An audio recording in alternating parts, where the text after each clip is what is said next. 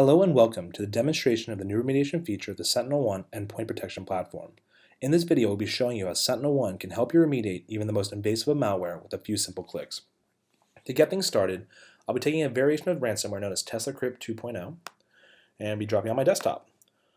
I'll convert it to an executable and then I'm going to run it. This particular payload should be picked up right away and be blacklisted before we can actually run. Yep, there it is right there, and the reason why is this is a well-known hash. The original file was not modified at all, so it was picked up right away. So going back to the dashboard really fast, you can see that it was blocked a few seconds ago. By clicking on More and Analyze Threat, you can see at the top right that 40 out of 56 cloud AV vendors flagged it and determined it was malicious. By clicking on Reputation, you can see the breakdown of the AV vendors, and by clicking on the drop-down, you can see the AV vendors that did flag as malicious and what they would have called the file. You'll notice that many of the AV solutions out there that you're familiar with today are actually in the list here, and they did luckily catch it. So going back to the payload, I'm going to make a slight change. I'm going to open up a command prompt, and what I'm going to do is I'm going to modify this file ever so slightly by adding the characters ABC to it. This is essentially going to make enough of a change to completely change the hash to hopefully bypass those other AV solutions out there. So by making that modification, I can now run it. So let me minimize that. And assuming that it runs, I'm going to open up the picture files because the TeslaCrypt does execute pretty quickly. So the first thing I'm going to do, I'm going to run the file. You're going to notice that it disappeared off my desktop, which is usually a sign that it ran. You'll notice that it quickly executed and encrypted all of my files, and it's actually going to be doing some other stuff in the background, encrypting all of those. Actually, this particular one goes after game files. This was actually plagued a lot of computer gamers out there in 2015. So luckily I don't have any of my game files on here, but oh, there's a pop-up, and there's the classic Cryptolocker message, essentially explaining what happened to you and what you have to do to essentially get your files decrypted. In this case, transferring them Bitcoins.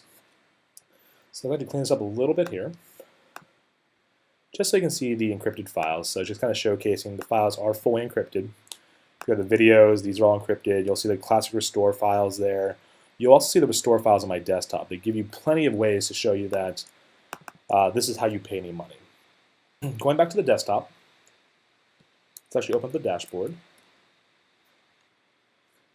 You'll now see that there is an active threat. A few seconds ago, the TeslaCrypt 2.0 is live and detected. Let's go to Analyze Threat now. You'll notice something a little bit different here. At the top right, Cloud Validation pretty much said that none of the AV vendors found this as being vulnerable.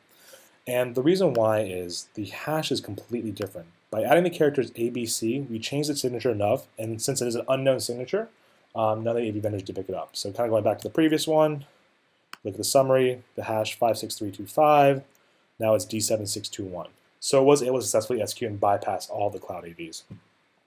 Let's jump down the storyline so we actually can see exactly what happened with that file when it executed. Obviously, the first thing you're seeing here is explorer.exe executed, and then we ran with TeslaCrypt 2.0. By clicking on the actual widget and clicking on events, you can see that the first thing it did was create a file, a copy of itself, the VCW fqh.exe, essentially the child copy. Make sure it wrote to the file, executed, all that good stuff. Going on to step 3 there, you have command.exe, and then it deleted the original copy. So essentially that's all it did. That's why you saw it disappear off the desktop.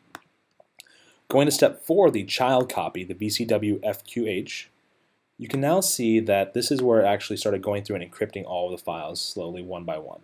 It also started creating the ransom notes. So you actually have that visibility. And then step 5 and 6 are just having command.exe running, as well as Notepad, the pop-ups you saw on the screen. So essentially you have the forensic view of exactly what you saw. Also, if you're not really a storyline flowchart kind of person, you actually have the raw data view as well, which has the same information, just broken down more in a tabular view, which you can then download as a JSON or CSV file. So it did some pretty bad stuff, essentially encrypting all the things that are important to me. With 2 clicks, I can now show you by clicking on More and then Rollback. This is one of the new remediation features of the SentinelOne ETP products. And by doing so, you can actually see that SentinelOne is able to fully restore all of my files, essentially bringing my penguins back. You'll also notice that the desktops is also clear.